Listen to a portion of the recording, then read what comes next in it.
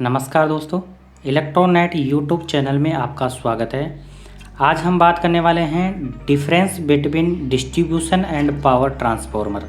वितरण ट्रांसफार्मर और power transformer में क्या क्या मुख्य अंतर होते हैं, आज हम इस वीडियो में ये चीज़ें कवर करने वाले हैं। तो दोस्तों, जब तक अगर आपने हमारा यूट्यूब चैनल इलेक्ट्रोनेट सब्सक्राइब नहीं किया है तो प्लीज़ हमारे चैनल को सब्सक्राइब करके बेल आइकन ज़रूर प्रेस कर लें ताकि आपको प्रत्येक वीडियो के नोटिफिकेशन समय पर मिलते रहें। तो दोस्तों, सबसे मुख्य अंतर इन दोनों के अंदर क्या होता है। वितरण ट्रांसफार्मर को वितरण के लिए, यानी कि लाइन से हम जो विद्युत की आपूर्ति को घर घर में भेजते हैं, यानी कि डिस्ट्रीब्यूट करते हैं, उसके लिए वितरण ट्रांसफार्मर का उपयोग किया जाता है। पावर ट्रांसफार्मर का उपयोग विद्युत की सप्लाई को प्रसारण के लिए, यानी कि जहाँ से विद्युत सप्लाई बन रही है वहाँ से लेकर के जो हमारे जीएसएस होते हैं वहाँ तक का काम होता है पावर ट्रांसफार्मर का।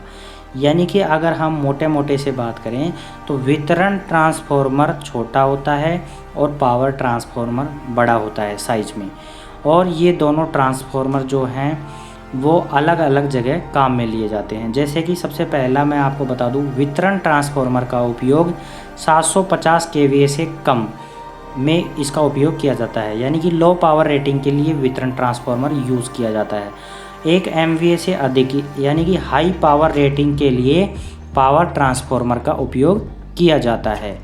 मैंने अभी आपको बताया वितरण ट्रांसफार्मर का उपयोग वितरण यानी कि डिस्ट्रीब्यूशन करने के लिए वितरण ट्रांसफार्मर का उपयोग किया जाता है। प्रसारण के अंदर पावर ट्रांसफार्मर का उपयोग किया जाता है। पावर ट्रांसफ़र यानी कि प्रसारण हम जहाँ पे विद्युत का कर रहे हैं वहाँ पे हम पावर ट्रांसफार्मर का उपयोग करते हैं।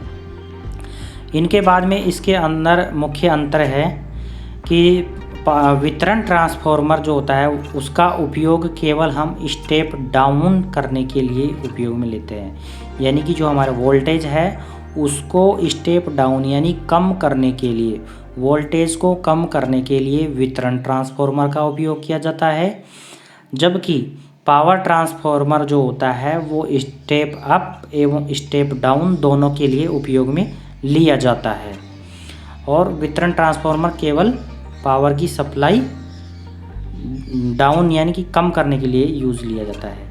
वितरण ट्रांसफार्मर हमेशा 24 घंटे सप्लाई में जुड़े रहते हैं, जबकि पावर ट्रांसफार्मर ये केवल लोड होने पर ही सप्लाई में जुड़े रहते हैं। उसके बाद में आता है इफ़िशियंसी। वितरण ट्रांसफार्मर की इफ़िशियंसी, ये 24 घंटे सप्लाई में जुड़े रहेंगे तो इनकी इफ़िशियंसी फुल डे से काउंट की जाती है, जबकि पावर ट्रांसफार्मर की इफ़िशियंसी जब इनका फुल लोड होता है उस समय इनकी इफ़िशियंसी काउंट की जाती है।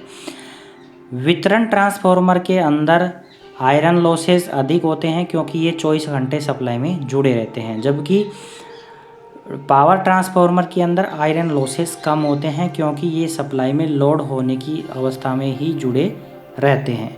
तो इन दोनों में ये भी एक मुख्य कारण है, क्योंकि अगर 24 घंटा अगर हमारा ट्रांसफार्मर सप्लाई में जुड़ा रहेगा तो अभी इसीलिए बात है कि उसके अंदर लॉसेस अधिक होंगे। और ये जो पावर ट्रांसफार्मर है ये कम समय के लिए, यानी कि जब हमें ज़रूरत पड़ती है ये पावर का ट्रांसफ़र करना है उस समय ही ये सिस्टम में जुड़े रहते हैं, इसलिए इसके अंदर आयरन लॉसेस जो होता है वो कम होता है पावर ट्रांसफार्मर के अंदर, क्योंकि पावर ट्रांसफार्मर है ये हमारे प्रसारण के अंदर ही यूज आते हैं। उसके बाद में है वितरण ट्रांसफार्मर। हाफ लोड पर अधिकतम दक्षता 50% होती है। वितरण ट्रांसफार्मर जो हमारा होता है उसकी अगर हम बात करें तो ये हाफ लोड पर, यानी कि हमारा जो लोड है उसका हाफ है, उस पर इनकी इफ़िशियंसी 50% होती है, जबकि फुल लोड के सापेक्ष पावर ट्रांसफार्मर की दक्षता अधिकतम होती है। पावर ट्रांसफार्मर जो होते हैं अगर हम इसमें फुल लोड दे दें तो उस समय इनकी दक्षता इफ़िशियंसी बहुत अधिक होती है, यानी अधिकतम होती है। ये इन दोनों में मुख्य अंतर है, पावर ट्रांसफार्मर और वितरण ट्रांसफार्मर इन दोनों के अंदर। उसके बाद में दोस्तों आता है वितरण ट्रांसफार्मर जो होता है हमारा, इसका उपयोग हम वितरण के लिए करते हैं, एवं वितरण ट्रांसफार्मर जो हो गया उससे हम सप्लाई को डिस्ट्रीब्यूट करते हैं, सप्लाई को डिस्ट्रीब्यूट करते हैं घरों घरों में। अभी हम बात करें 3 फेज सप्लाई की, हमारे घरों के अंदर जो सप्लाई आ रही है, जो ट्रांसफार्मर लगा हुआ है वहाँ पे डिस्ट्रीब्यूशन ट्रांसफार्मर लगा हुआ है, जो साइज़ में छोटे भी होते हैं और पावर ट्रांसफार्मर के बजाय ये सस्ते भी होते हैं। क्योंकि अगर हमारा पावर ट्रांसफार्मर जो होता है वो साइज़ में काफ़ी बड़ा होता है, इसके अंदर कॉपर की मात्रा या इसके अंदर हम ऑयल की बात करें तो वितरण ट्रांसफार्मर से कई गुना इसके अंदर खर्चा आता है। यानी कि अगर हम बात करें खर्चे की, तो खर्चा सबसे ज़्यादा आता है हमारा पावर ट्रांसफार्मर में, ये महंगे भी होते हैं। वितरण ट्रांसफार्मर जो होता है वो हमारा वेरिएबल लोड के साथ कार्य करता है। यानी कि हमारा जब हम ज़रूरत पड़ती है, कभी बंद कर देते हैं मोटरों को या चालू करते हैं, हम सप्लाई को कनेक्ट करते हैं, तो उस समय वितरण ट्रांसफार्मर पर फ़र्क पड़ता है, क्योंकि ये वेरिएबल लोड के साथ जुड़े होते हैं, जबकि पावर ट्रांसफार्मर एक फ़िक्स लोड के साथ जुड़े हुए होते हैं।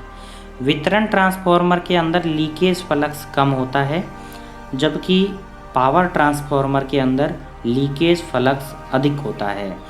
वितरण ट्रांसफार्मर जो होता है हमारा, जिससे हमारे घरों के अंदर सप्लाई आती है, वो वितरण ट्रांसफार्मर कहलाता है।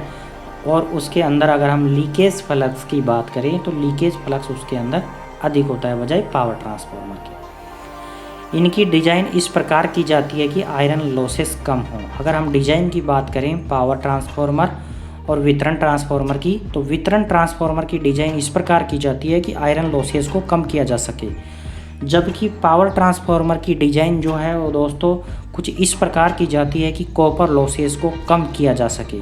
जी हाँ दोस्तों, जो हमारे डिवाइस के अंदर, जो हमारे ट्रांसफार्मर के अंदर कॉपर लॉसेस होते हैं, उसको कम करने के लिए उसकी डिज़ाइन इस प्रकार की जाती है कि हमारा जो पावर ट्रांसफार्मर है उसके अंदर कॉपर लॉसेस कम हो सके। तो दोस्तों ये मुख्य अंतर थे पावर ट्रांसफार्मर और डिस्ट्रीब्यूशन ट्रांसफार्मर के अंदर। तो दोस्तों आई थिंक आपको हमारा ये वीडियो पसंद आया होगा।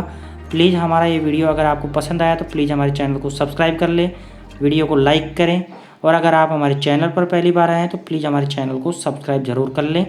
मिलते हैं आपको अगले वीडियो के साथ, तब तक के लिए जय हिंद जय भारत, थैंक यू।